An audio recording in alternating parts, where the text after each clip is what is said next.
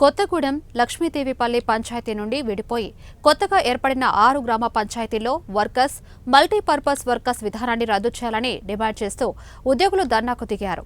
ఈ సందర్భంగా వారు జిల్లా కలెక్టర్ను కలిసి వినతి పత్రాన్ని అందించారు. గత ప్రభుత్వంలో 12,000 రూపాయలు జీతం నుండి 16,000 జీతం వరకు వివిధ కేటగిరీకి చెందిన వారికి చెల్లించేవారని, తాజాగా ప్రభుత్వం విపాస్ ద్వారా 95,000కు కుదించిందని వాపోయారు. ఈ నేపథ్యంలోనే 51 జీవోను రద్దు చేయాలని డిమాండ్ చేశారు. గ్రామ పంచాయతీల్లో పనిచేస్తున్న సిబ్బంది అండి.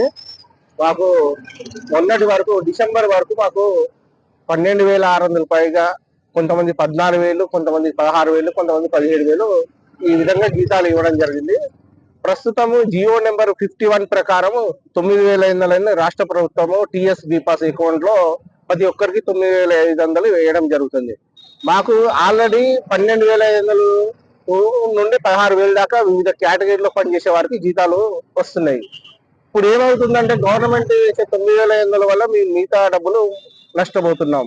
ఎక్కడైనా సరే జీతాలు పెంచుకుంటూ పోవడం జరుగుతుంది, కానీ మాది తిరోగమనంలా ఉంది, వెనక్కి పోవడం జరుగుతుంది. మాకు చాలని జీతాలతో నడుస్తుంటే ఇప్పుడు 9,500 చేయడం జరిగింది. దీనివల్ల మేము చాలా నష్టపోతున్నాం.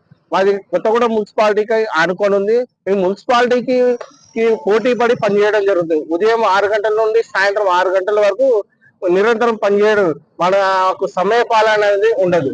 గవర్నమెంట్ ఇచ్చిన 9,500 ఏ విధంగా అంటే చిన్న పంచాయతీలకు అది వరం లాంటిది, మాకు మాత్రం అది కొద్దిగా ఇబ్బందికరమైన విషయము. దీన్ని ప్రభుత్వం వారు దృష్టిలో ఉంచుకొని మాకు ఇప్పుడున్న జీతం ఇచ్చినా మాకు పర్లేదు, కానీ 9,500 ఇవ్వడం వల్ల మా కుటుంబ పాలన అనేది చాలా గడ్డు పరిస్థితి జరుగుతుంది. రోజు గడవడం అనేది చాలా ఇబ్బందిగా ఉంటుంది. దీన్ని దృష్టిలో ఉంచుకొని మా కార్మికులందరూ పొట్టగొట్టకుండా మాకు న్యాయం చేయగలరని ఉన్నత అధికారులు గవర్నమెంట్ దృష్టి తీసుకోవాలని కోరుతున్నాం.